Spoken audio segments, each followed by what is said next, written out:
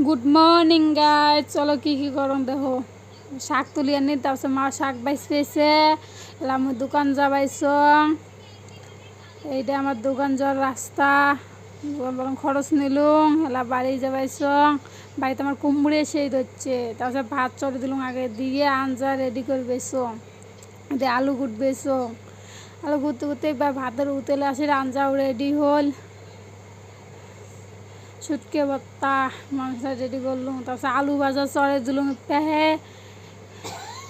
আলু ভাজা চড়ে দিয়ে সয়াবিন ভিজি তুলুম, দিয়ে আলু ভাজা হইলার তারপরে শাক চড়ে দিছ, শাকও হইলার। তারপরে মরুচ পিঁয়াজ এলে ভাজি নিলুম ভর্তার জন্য আর কি।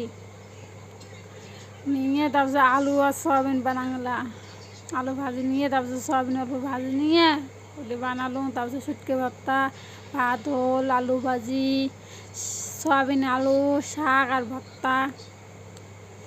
ভাত নেই আলা ভাত খান সকালে।